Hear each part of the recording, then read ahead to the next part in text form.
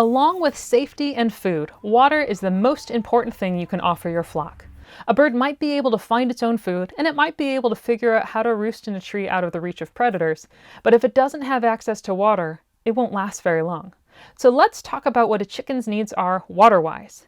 Now, the first thing a chicken needs is clean water. That clean source of water is more than just a nice sight. It's keeping your birds healthy too. Checking and refreshing the water every day ensures that your bird's source of water is clean and full to the brim for all of their thirsty needs. Some health problems are much more easily caught and spread when the only option a chicken has for water is a dirty, algae-encrusted puddle. Additionally, birds won't drink as much when their water is mucky, and that can reduce their productivity.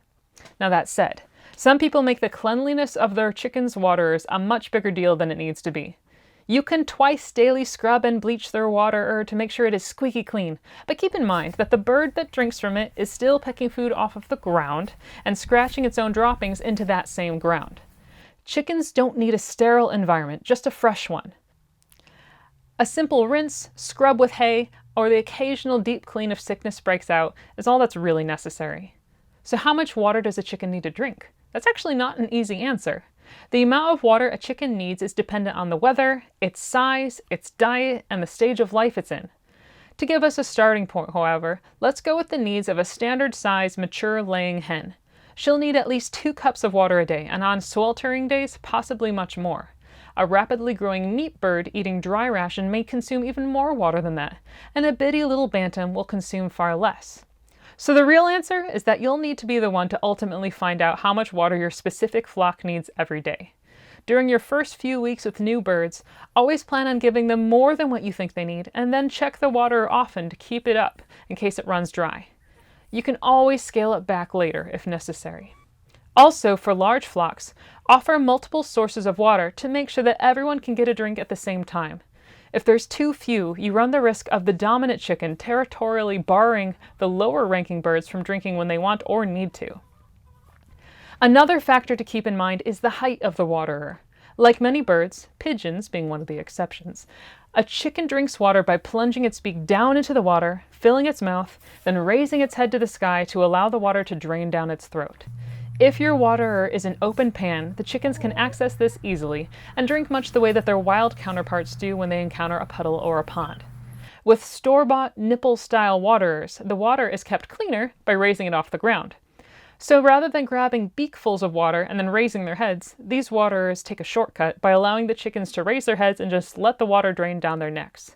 As such, however, the height of these hanging waterers needs to be at a specific point to accommodate the height of the birds drinking from it. A set of chicks will need the waterer barely hovering off the ground, but will need the waterer to grow with them as their height increases. A flock of birds of differing heights might even need waterers hanging at different heights to make sure that everyone has access to some much-needed H2O. Now, if implementing this style of waterer seems intimidating, fear not. I'll have a link in the resources section to a helpful document that will give you the appropriate height for a hanging waterer relative to the size of every chicken. As you're starting to see, you have lots of options when it comes to providing a consistent source of water for your chickens. There's homemade models, DIY contraptions that can fill themselves, all sorts of different things you can try. But whatever you choose, the most important characteristic of a good waterer is universal. It needs to be easy to fill, easy to clean, and easy for your birds to access. So that said, let's check out a few common designs. The first one you're probably going to see is a double-walled waterer. This is probably one of the most common ones sold in livestock supply stores. There's a simple galvanized design that can be set on the ground or hung from the ceiling, and it can accommodate a water heater if wanted. They come in many different sizes, from simple little versions that can be made with a mason jar to big ones that hold multiple gallons. When using a galvanized pan, you should know that the galvanization reacts to acid. So if you want to offer apple cider vinegar to your bird's water as a treatment or a tonic, you need to give it in a different container. I find that a stainless steel bowl, usually you can find them at the thrift store for very cheap, is a great solution. Additionally, if you find one that's made out of plastic, keep in mind that it will become brittle in freezing temperatures. Handle it gently during the winter to make sure it lasts as long as possible. Another style is the galvanized pan, or a rubber pan.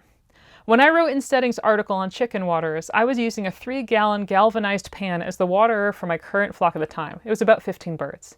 It's the definition of simplicity. Drop water in it to fill it, scrub it out with a handful of clean grass to clean it. It's essentially a very clean puddle that I provide for my birds. For all the ease of use though, there are some cons to inform you of as well. An open pan like this is very easy to make dirty. Chickens have no problem walking in it, tossing bits of leaves or grass into it as they scratch in the ground. You'll need to check it a few times a day to see if it needs to be refreshed. When I use a smaller 1-gallon pan to water my growing chicks, I also line the bottom of that pan with clean river stone so that the water isn't so deep. Chicks are cute, but not very bright when they're nearly hatched. Keeping the water shallow keeps them from getting wet or falling in and drowning. Once the chicks have developed wing and tail feathers after a few weeks, they're a little bit smarter and it's safe to remove the stones. Finally, getting a pan like this free of ice requires a light touch. Otherwise, if you just bang it on the ground, it's really easy to bend it and dent it and break little holes into it. Now, since writing that article, I've actually come across something better. These rubber pans. I definitely prefer them to the galvanized metal, especially now that the cold months have set in on our homestead. Since they're slightly flexible, even when cold, it's much, much easier to get the ice out of them. After 3 years of ice removal, my galvanized pans have tiny little crimped holes that leak water, so I can't use them for water anymore. But not so with these rubber ones. Ice just falls out.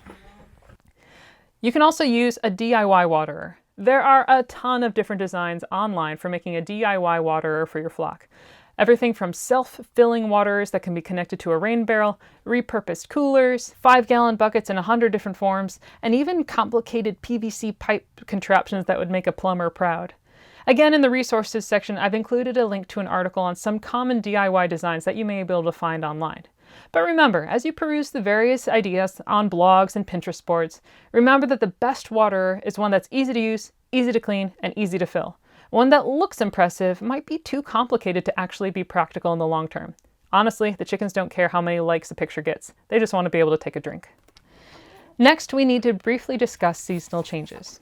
As the year changes, so does your relationship with water. In the heat of summer, while the chickens are still laying eggs, the waterer can be emptied at a blistering pace. If the chickens ever run out of water for even just an afternoon, they can overheat and they may even stop laying eggs. As such, make sure that checking your water is a habitual part of whatever you do whenever you go outside. And if you're going to be gone for the day, make sure the chickens have more than what they need. On the flip side, the winter also poses water accessibility problems for your birds. Chickens can't drink ice, and they don't break through forming ice like some ducks do. They still need water just as much in the winter, though. So even when they're not laying, I actually find my birds drink nearly as much in the winter as they do in the heat of summer. I think maybe the drier winter air makes them thirstier. So strategies for keeping water liquid in the winter vary. You can get a heated waterer as a solution, but if it shorts out, breaks down, or you somehow have a power outage, your water can freeze, your birds will be thirsty, and you might not even know it. With an off-grid coop, your options will have to be much more hands-on. On the days below freezing, you'll have to make multiple trips to the coop to break forming ice. On the worst days, you can even heat up some water on your wood stove and add it to the water to buy you some time. Just make sure you don't give your birds boiling water. Room temperature water will be okay. At the end of the day, once the birds have retired, empty the pan or water for the night so that it doesn't freeze hard or even break as the water expands. Trust me, nobody wants to have that headache in the morning. Another idea is using rain catchment for convenient, safe water. Now, I know I mentioned this in this coop section of this course, but I feel like it bears repeating that having a rain barrel attached to your coop or close to your coop is incredibly useful. Though it needs to be drained during very deep freezes of winter, 3-season access to the off-grid coop is more than just convenient. It's actually safer water. City water can contain lots of chemicals, including fluoride and chlorine, and some studies have proven that these unnecessary, unnatural ingredients can harm humans, and I'm sure that they may have a deleterious effect on your flock as well. With rainwater, you have a free source of natural water without the chemical load. If your coop is situated near the garden, even using a 275-gallon repurposed IBC tote, it could be even a better option, as it offers water for both the garden and the flock. Now, if chemicals in city water are something that you're aware of and concerned about, yet your only option is to give your birds city water, you can mitigate the chemical load by pouring the water the day before and letting it sit for 24 to 48 hours to let the chlorine evaporate off.